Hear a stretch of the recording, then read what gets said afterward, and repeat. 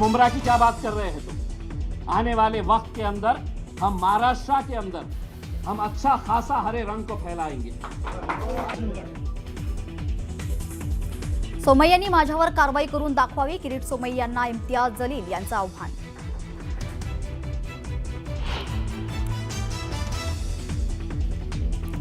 मुंब्रा हिरवं करणार या वक्तव्याचा विपर्यास करण्यात आलाय. माफीनामा दिलेला नाही, माफीनाम्याची बातमी सेहर शेखनं फेटाळली.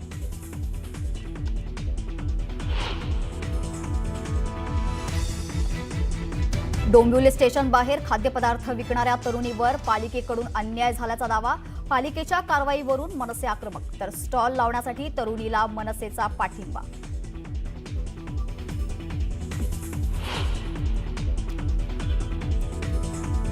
बिहार भवनाचं बांधकाम थांबण्याची ताकद कोणामध्येही नाही. बिहारचे मंत्री अशोक चौधरींनी राज ठाकरेंना डिवचलं, तर राज ठाकरे महाराष्ट्राचे राजा का?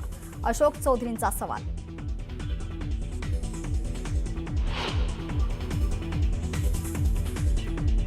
छगन भुजबळांना मिळालेल्या क्लीन चिट विरोधात अंजली दमानी आक्रमक. भुजबळ 2 गुन्ह्यातून मुक्त, तिसऱ्यातून नाही. अंजली दमानी यांचं CJI यांना पत्र लिहित तपास सुरू करण्याची मागणी.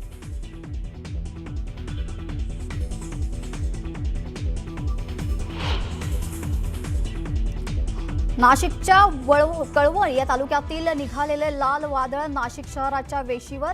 आदिवासी बांधवांच्या मागण्यांसाठी मार्क्सवादी कम्युनिस्ट पक्ष आणि किसान सभेच्या नेतृत्वात मोर्चा.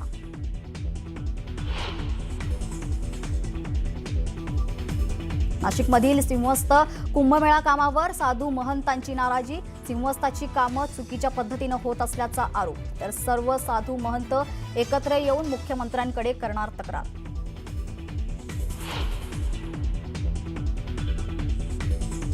आणि उद्धव ठाकरेंना कणकवलीमध्ये मोठा धक्का. सिंधुदुर्गमध्ये महायुतीचे 9 उमेदवार बिनविरोध विजयी. भाजपची बिनविरोध विजयाची मालिका कायम. मुंब्रा हिरवा करणार या वक्तव्याचा विपर्यास करण्यात आला असं सहर शेख यांनी स्पष्ट केलं. माफीनामा दिलेला नाही असं म्हणत नगरसेविका सहर शेख यांनी माफीनाम्याची बातमी फेटाळली. फक्त मुंब्राच नाही तर संपूर्ण राज्य, संपूर्ण देश हिरवा करू असं खुलं आव्हान इम्तियाज जलील यांनी सत्ताधाऱ्यांना दिलंय. मुंब्र्यात जाऊन जलील यांनी सहर शेख यांच्या वक्तव्याचं समर्थन करत भाजप आणि शिवसेनेच्या नेत्यांविरोधात दंड थोपटले. एमएमचे नेते इम्तियाज जलील यांनी मुंब्र्यात जाऊन नगरसेविका सहर शेख यांची भेट घेतली. सहर यांच्या मुंब्रा हिरवा करणार या वक्तव्यावरून वाद झालेला होता. दरम्यान जलील यांनी भगवा मफलर गळ्यात घालून नगरसेविका सहर शेख यांची भेट घेतली. कोल्हापुरात ठाकरेंच्या शिवसेनेकडून बॅनरबाजी करण्यात आली आहे. बॅनरच्या माध्यमातून शिंदेंच्या शिवसेनेला डिवचण्यात आलेला आहे. कोल्हापुरातल्या मिरज तिकटी चौकात बॅनर लावण्यात आले. मीरा भाईंदर महापालिकेचे माजी महापौर हसमुख गेहलोत यांची भाजप गटनेतेपदी निवड झालेली आहे. आगामी निवडणुका आणि महापालिकेतील राजकीय समीकरण लक्षात घेता भाजपाने गेहलोत यांच्यावरती विश्वास दाखवला आहे. भिवंडीत महापौर पदावरती काँग्रेसने दावा केलाय. महापौर उपमहापौर पदाच्या निवडीत भिवंडीची हिंदू मुस्लिम ऐक्याची परंपरा कायम ठेवणार असे संकेत रशीद ताहीर यांनी दिलेले आहेत. काँग्रेस 30, शरद पवार यांची राष्ट्रवादी 12 आणि समाजवादी 6 अशा एकूण 48 जागा मिळून महापौर बनवण्यासाठी सज्ज असल्याचा दावा रशीद ताहीर यांनी केलाय. नितेश राणे यांनी उद्धव ठाकरे यांना कणकवलीमध्ये मोठा धक्का दिलेला आहे. भाजपाची बिनविरोध विजयाची मालिका कायम असल्याचं पाहायला मिळत आहे. खारेपाटण जिल्हा परिषदेच्या उमेदवार प्राची इसलवकर तसंच कोकीसरे पंचायत समितीत साधना नकाशे, रोहिता तांबे बांदामधून प्रमोद कामत यांचा बिनविरोध ते निवडून आले. आणि आता बघूया महाराष्ट्र विशेष.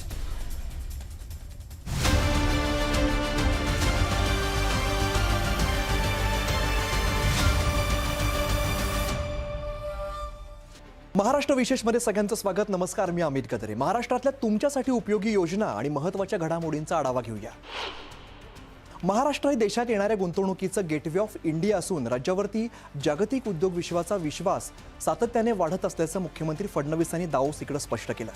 वर्ल्ड इकॉनॉमिक फोरम दरम्यान महाराष्ट्र पॅव्हेलियनमध्ये माध्यमांशी संवाद साधताना फडणवीस यांनी सांगितलं की महाराष्ट्र जे वचन देतो ते पूर्ण करतो, त्यामुळेच गुंतवणूकदारांचा विश्वास मजबूत झालाय. गेल्या वर्षी देशातील 39% थेट परकीय गुंतवणूक महाराष्ट्रात आली आणि सामंजस्य करारांचे 75 ते 80% प्रत्यक्ष गुंतवणुकीत रूपांतर झालेलं आहे.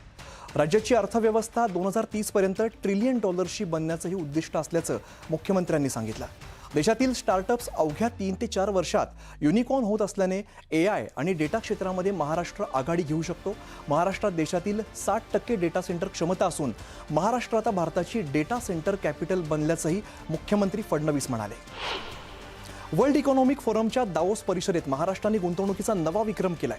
पहिल्याच दिवशी तब्बल 14,50,000 कोटी रुपयांचे सामंजस्य करार झालेले असून यातून राज्यामध्ये सुमारे 15 लाख रोजगाराच्या संधी निर्माण होणार आहेत. मुख्यमंत्री देवेंद्र फडणवीस आणि उद्योग मंत्री डॉक्टर उदय सामंत यांच्या उपस्थितीत विविध क्षेत्रातील उद्योगांशी करार झालेले आहेत. हरित ऊर्जा, IT, data centre, steel, EV, logistic आणि पायाभूत सुविधा क्षेत्रात ही गुंतवणूक होणार आहे. ही गुंतवणूक मुंबईसह राज्याच्या रत्नागिरी, पालघर, गडचिरोली, अहिल्यानगर या भागात सुद्धा पोहोचणार आहे. त्यामुळे महाराष्ट्र राज्य देशात उद्योग आणि गुंतवणुकीचं गेटवे ऑफ इंडिया असल्याचं फडणवीसांचं विधान खरं ठरलं आहे. महाराष्ट्राने आशियातील सर्वात मोठा विकेंद्रित सौर ऊर्जा कार्यक्रम राबवत नवी यशोगाथा रचलेली आहे. वर्षाखेरीपर्यंत सौर ऊर्जेच्या माध्यमातून 16 गिगावॅट वीज उपलब्ध होणार असल्याची घोषणा मुख्यमंत्री देवेंद्र फडणवीस यांनी दावोस इकडे केली. वर्ल्ड इकॉनॉमिक फोरम दरम्यान scaling solar energy where it matter या सत्रामध्ये त्यांनी ही माहिती दिली. रूफटॉप सोलर, सौर पंप, बॅटरी आणि पंप स्टोरेजमुळे वीज खर्चात मोठी बचत आणि कार्बन उत्सर्जनात लक्षणीय घट झाल्याचं मुख्यमंत्री म्हणाले. कृषी फीडर्स सौर ऊर्जेवरती आणल्यामुळे शेतकऱ्यांसाठी वीज खर्च 8 रुपयांवरून 3 रुपयांपेक्षा कमी झालेला आहे. 2032 पर्यंत 45 गिगावॅट वीज निर्मितीचं उद्दिष्ट असून त्यातील 70% सौर ऊर्जा असेल असा विश्वास मुख्यमंत्र्यांनी व्यक्त केला. पुढची बातमी बघूया.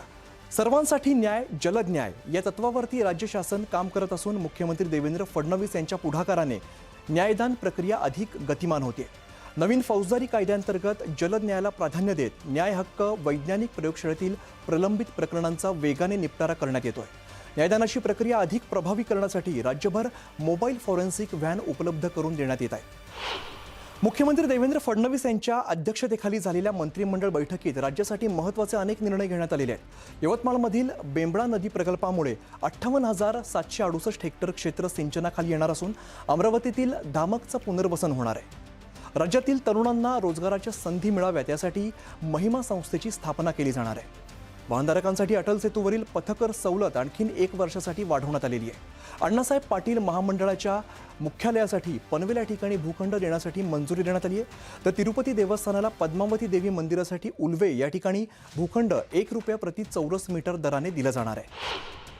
पुढची बातमी मुंबईसाठी. मुंबई शहर आणि उपनगरातील पोलीस अधिकारी आणि कर्मचाऱ्यांसाठी सुमारे 40 ते 45 हजार शासकीय निवासस्थानं उपलब्ध करून देण्यासाठी मुंबई पोलीस हाऊसिंग टाउनशिप प्रकल्पाला मंत्रिमंडळ बैठकीत मंजुरी देण्यात आली. मुख्यमंत्री देवेंद्र फडणवीस यांच्या अध्यक्षतेखाली झालेल्या बैठकीत हा निर्णय घेण्यात आला आहे. हा प्रकल्प सार्वजनिक बांधकाम विभागामार्फत राज्य पायाभूत सुविधा महामंडळाच्या माध्यमातून राबवला जाणार आहे. या प्रकल्पामुळे पोलीस कर्मचाऱ्यांना कार्यालयाजवळ सुसज्ज निवासस्थानं मिळून त्यांची कार्यक्षमता आणि तत्परता वाढून ते अधिक कार्यक्षमपणे आपली जबाबदारी पार पाडू शकतील. आता बातमी कृषी क्षेत्रातून. बारामतीत ॲग्रिकल्चरल डेव्हलपमेंट ट्रस्टच्या माध्यमातून देशातील सर्वात मोठ्या प्रात्यक्षिकांवरती आधारित कृषिक 2026 कृषी प्रदर्शनाचं भव्य उद्घाटन करण्यात आलं. उपमुख्यमंत्री अजित पवार, मंत्री दत्तात्रय भरणे, ज्येष्ठ नेते शरद पवार आणि महात्मा फुले कृषी विद्यापीठाचे कुलगुरू काशीनाथ खर्चे यांच्या हस्ते उद्घाटन करण्यात आलं. या प्रदर्शनात शेती क्षेत्रातील अत्याधुनिक तंत्रज्ञानावरती विशेष भर देण्यात आलेला आहे. AI आधारित ऊस शेतीद्वारे प्रति एकर 200 टनांपर्यंत उत्पन्न कमी पाण्यामध्ये आणि कमी खर्चात जास्त उत्पन्न कसं मिळवता येईल याचं प्रत्यक्ष प्रात्यक्षिकांसह मार्गदर्शन केलं गेलं.